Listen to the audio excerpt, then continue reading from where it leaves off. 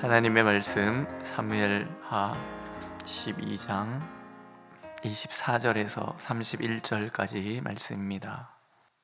한 절씩 교독하겠습니다. 다윗이 그의 아내 압사세바를 위로하고 그에게 들어가 그와 동침하였더니 그가 아들을 낳음에 그의 이름을 솔로몬이라 하니라. 여호와께서 그를 사랑하사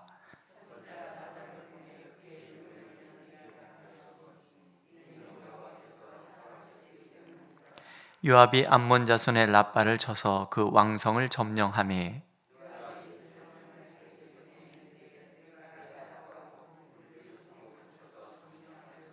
이제 왕은 그 백성의 남은 군사를 모아 그 성에 맞서 진치고 이 성읍을 쳐서 점령하소서.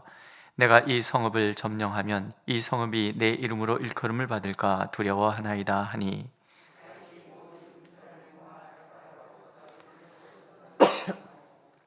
그 왕의 머리에서 보석 박힌 왕관을 가져오니 그 중량이 금 한 달란트라. 다윗이 자기의 머리에 쓰니라. 다윗이 또 그 성읍에서 노략한 물건을 무수히 내오고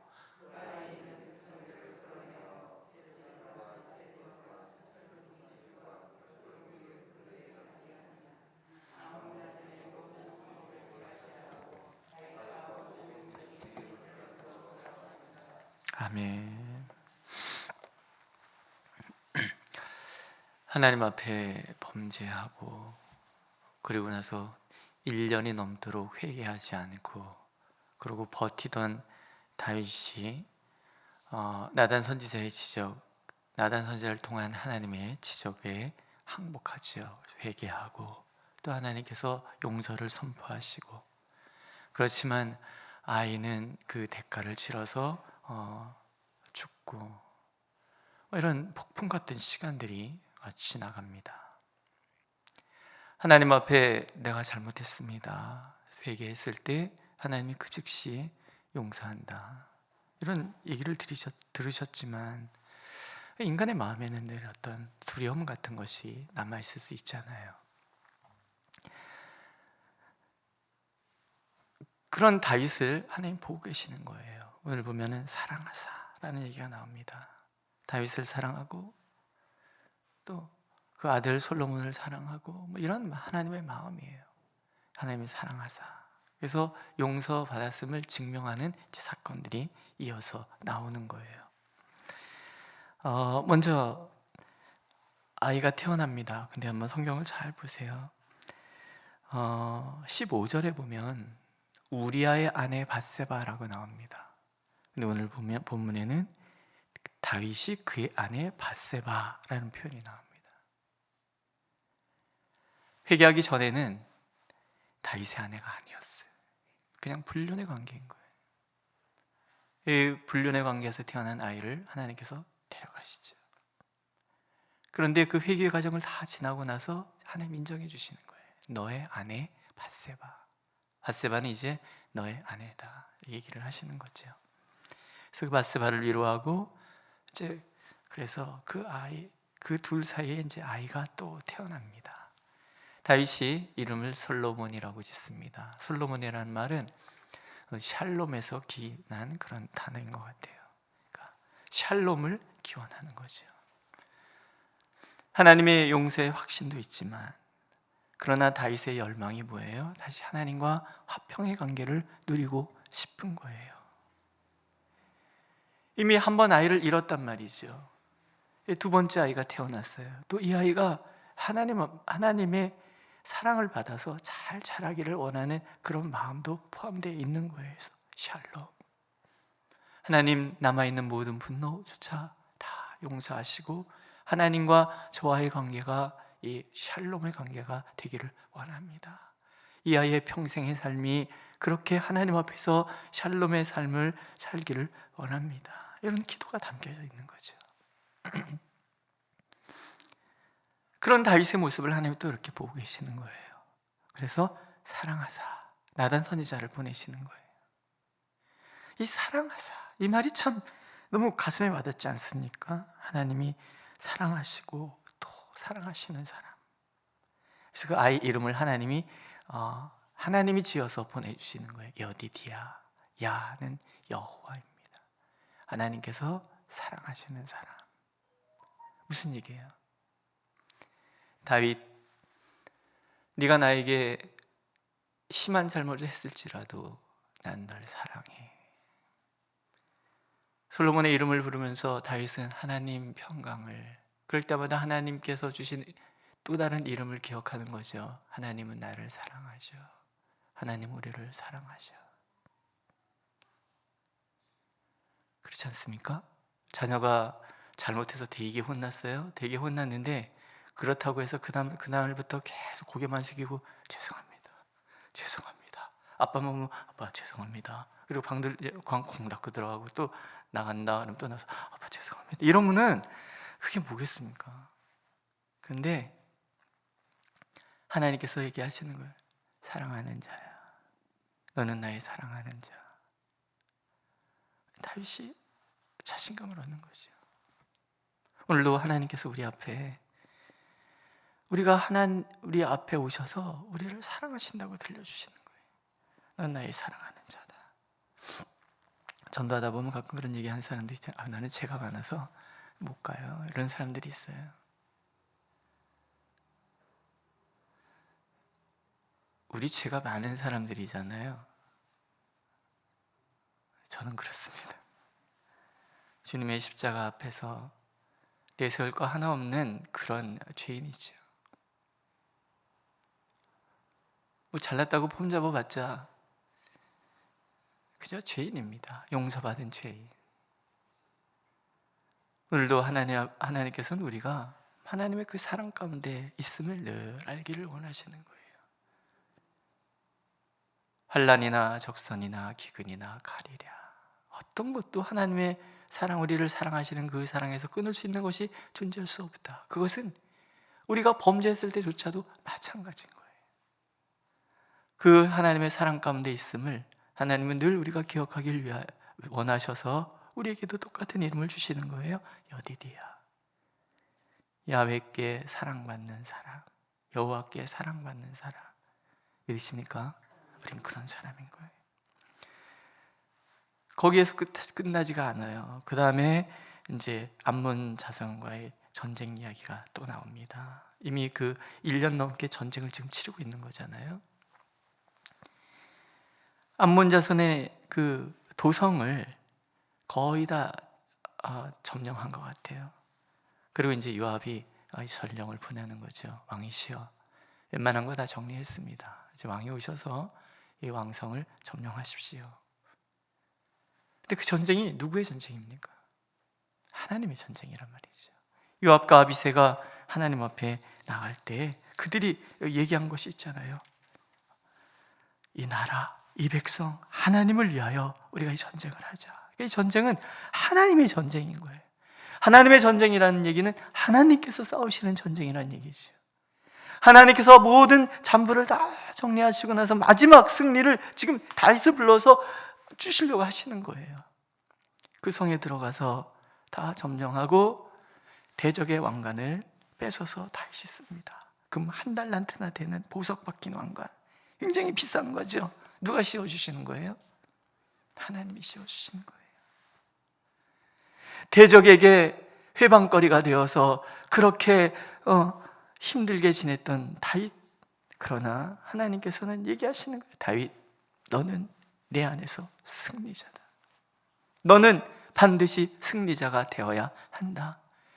대적들은 네 앞에서 멸망할 것이고 너는 항상 승리자로 내 앞에 설 것이다. 설 것이다. 그 나라 백성들을 다 종을 삼고 그러고 돌아오는 거예요. 또 다른 증거지요. 내가 이루기를 내 허물을 여호와께 자복하리라 하고 주께 내 죄를 아뢰고 내 죄악을 숨기지 아니하였더니 곧 주께서 내 죄악을 사하셨나이다. 이로 말미암아 모든 경건한 자는 주를 만날 기회를 얻어서 주께 기도할지라. 진실로 홍수가 범람할지라도 그에게 미치지 못하리이다. 경건한 자라는 얘기는 다른 거 아니에요. 하나님 앞에 범죄했지만 용서받은 사람. 그 사람들은 홍수가 범람할지라도 두려워할 필요가 없어요. 왜? 하나님의 사랑은 여전해서 언제나 우리에게 승리의 왕관을 씌워주시기를 원하시는 그 하나님이라는 거예요. 다윗이 기도했잖아요. 다윗의 목적은 한 가지였어요. 회개 기도할 때 한 가지. 하나님, 나를 주님 앞에서 쫓아내지 마시고 주의 성령을 내게서 거두지 마옵소서. 하나님, 나를 버리면 제가 어디로 갑니까? 오직 그거밖에 없는 거예요. 전부여 의지 없어서 손 들고 옵니다. 주 나를 외면하시면, 전에 가사가 더 좋아요. 주 나를 박대하시면 나 어디 가리까? 하나님 없이 우리 어찌 삽니까? 안 그러십니까? 하나님 없이 살아갈 수 있다라고 얘기하는 것 자체가 얼마나 험하고 불행한 삶인 줄 아는 우리는 하나님 없이 살아갈 수 없는 거예요. 더 이상 다윗이 죄를 짓겠습니까? 안 짓겠습니까? 결심하고 또 결심하는 거예요. 내 자신이 하나님의 마음을 얼마나 아프게 했는지를 결심하고 깨닫고 다시는 그러지 않으리라 결심하고 또 결심하도록, 하나님은 그런 다윗에게 승리의 면류관을 씌워주시는 거예요. 이때 하나님의 마음은 결심하시는 거죠. 너는 내 마음에 쏙 든다. 범죄했을 때 대충 넘어가는 사람들이 그리 많은데 다윗은 몸부림치잖아요. 밤마다 눈물로 베개와 침상을 적시잖아요. 하나님 앞에 성결한 삶을 살기 위해서 몸부림치잖아요. 전에는 스스로 의롭다고 생각했던 사람이 이제는 하나님 앞에서 나는 죄인입니다. 뼛속 깊이 나는 죄인입니다. 저는 그저 죄악 중에 잉태되었고 죄악 중에 살아가며 죄인 그 자체입니다. 그러니 하나님께서 끌어안고 또 끌어안고 또 끌어안으시더라는 거죠.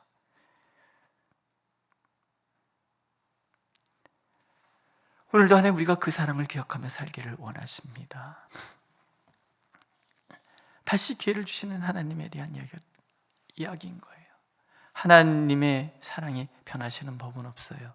다만 우리가 하나님의 사랑을 멸시하든 의심하든 할 뿐이지요. 하나님의 사랑은 언제나 국률과 회복을 약속하시는 사랑이에요. 에베소서에 우리가 묵상하는 말씀처럼 예수 그리스도의 십자가는 우리의 모든 죄를 속량하시잖아요. 실수할 수 있어요. 하지만 예수 그리스도의 그 속량은 영원하셔서 우리에게 다시금 일어날 수 있는 소망을 주는 거지. 또다시 기회를 주시는 하나님, 그 하나님께서 함께 하시기 때문에 믿음의 사람은 영원한 실패자로 남지 않습니다. 악을 행하는 너희는 다 나를 떠나라. 여호와께서 내 울음소리를 들으셨도다. 여호와께서 내 간구를 들으셨으며 여호와께서 내 기도를 받으시리로다. 내 모든 원수들이 부끄러움을 당하고 심히 떨미어 갑자기 부끄러워 물러가리로다. 또 시편 32편 말씀에는 악인에게는 많은 슬픔이 있으나 여호와를 신뢰하는 자에게는 인자하심이 두루리로다. 회개하지 않을 때는 대적에게 부끄러움을 당했어요. 오늘 회개했더니 하나님께서 모든 대적이 다 물러가게 만들어 주시는 거예요. 회개하기 전에는 많은 슬픔이 있었어요. 그러나 하나님을 향하여 다시 그 품에 뛰어들자 하나님께서 인자로 둘러치시는 거예요. 저녁에는 슬픔이 나에게 기숙하는데 회개의 그 밤을 지난 새벽에는 기쁨이 나를 찾아오는 거예요. 오늘 이 이야기가 13장부터 이제 다윗 집안에 일어나는 이 자녀들 간의 그 암투와 아들의 반역과 이런 슬픈 이야기들이 진행되는 이 앞에 이야기가 딱 들어있어요. 바세바 사건, 그리고 압살롬을 비롯한 이 집안의 그 분란 사건 가운데 이 승리의 기회가 있다는 얘기는 뭐겠어요? 뭐 시간적인 순서에 의해서 이렇게 기록했다고 하지만 성경은 시간적인 순서에 따라서 기록하는 일기책이 아니에요. 어떤 의도를 가지고 우리에게 말씀을 하시려고 하거든요. 교훈과 약속이죠. 이제 너희 집안에 환란이 있을 것이다. 그러나 그 환난이 너를 집어삼키지는 않을 것이다. 왜냐하면 내가 너를 사랑하니까, 내가 너를 승리케 할 것이니까. 그 얘기예요. 멈추지 않는 그 하나님의 사랑, 그 사랑이 앞으로 일어날 이 모든 아픔의 시간, 오늘 내가 값을 치러야 되는 나의 죄로 인하여 일어나는 일이지만, 그러나 그것이 다윗을 버리거나 다윗에 대한 하나님의 심판, 하나님이 그 집요한 추적, 이런 건 아니라는 거죠. 값을 치러야 되지만, 그러나 그 가운데서도 하나님의 사랑은 변하지 않는 거예요. 오늘 우리가 하나님 앞에서 실수할 수 있어요. 그렇지만 그것조차도 하나님과 우리의 사랑의 관계를 끊어낼 수 없다는 것, 하나님께서는 그걸 우리가 기억하기를 원하시는 거예요. 그래서 하나님 없이는 살아갈 수 없습니다라는 이 간절한 열망 속에서 오늘도 하나님을 바라보면, 하나님은 우리를 또 일으키시고 또 일으키셔서 결국은 하나님의 그 은혜의 보좌 앞에 승리자로 서도록 만들어 주실 것입니다. 그 사랑 가운데 살아가시는 오늘 하루 되기를 하나님 간절히 원하고 계십니다.